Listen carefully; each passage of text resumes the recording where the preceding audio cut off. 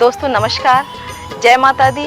आप सभी को हिंदू नववर्ष की ढेर सारी शुभकामनाएं। मैं नीलम सोनी। यूँ तो हमारा देश और छत्तीसगढ़ प्रदेश देवी देवताओं के मंदिरों, मठों और शिवालयों के लिए जाना जाता है, पर हमारे छत्तीसगढ़ प्रदेश में कई ऐसे मंदिर हैं जिनके पीछे छिपी पौराणिक कथाएं सभी को पता नहीं हैं। हम प्रयास करेंगे कि उन कथाओं से आपको अवगत करा सके और मंदिरों की वर्षों पुरानी गाथा आपको बता सके। हम शुरुआत करने जा रहे हैं राजधानी रायपुर के कंकारी पारा में स्थित मां कंकाली मंदिर से। रायपुर में रहने वाले अमूमन हर व्यक्ति को इस मंदिर की जानकारी होगी, लेकिन इस मंदिर से जुड़ी प्राचीन कथा के बारे में हम आपको बताएंगे।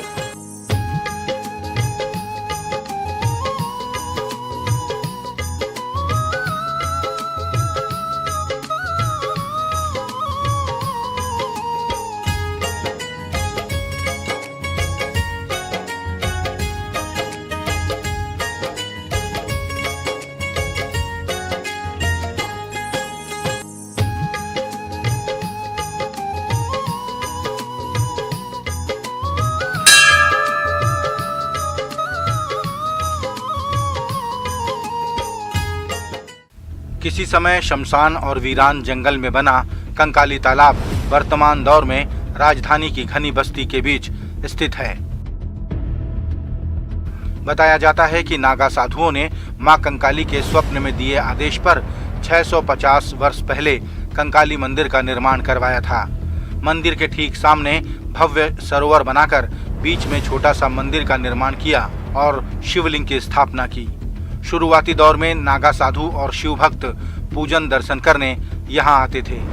इसके बाद कुछ ऐसा चमत्कार हुआ कि धरती से पानी की धारा फूट पड़ी और सरोवर लबालब भर गया। 20 फुट ऊंचा मंदिर पूरी तरह से पानी में डूब गया।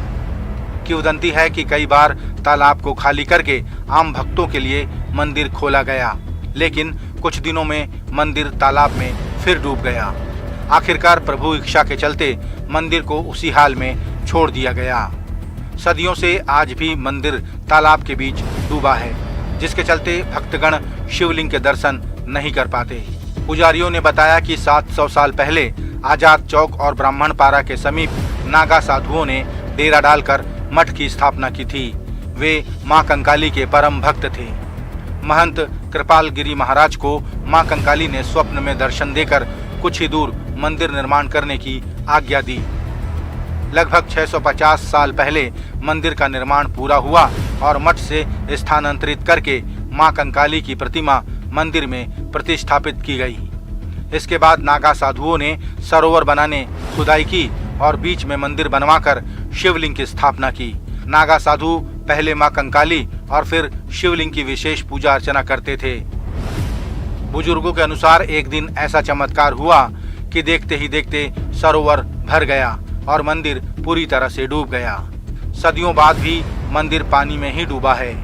आज भी मां कंकाली की आरती के बाद पानी में डूबे शिवलिंग की आरती ऊपर ही ऊपर की जाती है। बताते हैं कि आजादी के बाद 4 बार इस तालाब की सफाई हुई। उसी दौरान शिवलिंग के दर्शन हुए। देश आजाद होने के बाद सबसे पहले 1965 में तालाब की सफाई करवाई गई। तब मोहल्ले के लोगों ने पत्थर के शिवलिंग का पहली बार दर्शन किया। तालाब फिर भर गया। इसके बाद 1975, 1999 और 2013 में पुनः तालाब की सफाई की गई। इस तरह अब तक मात्र 4 बार आसपास के लोगों ने शिवलिंग के दर्शन किए थे। वर्तमान में भी तालाब लबालब भरा है और मंदिर का गुंबद ही दिखाई देता है। भीषण गर्मी में जब राजधानी के सभी तालाब सूखने लगते हैं, तब भी एकमात्र कंकाली तालाब लबालब भरा रहता है। जब तालाब के बीच बना 20 फुट ऊंचा मंदिर पूरी तरह से डूबा रहता है, तो इससे तालाब की गहराई का अंदाजा लगाया जा सकता है कि कम से कम गहराई 30 फुट होगी।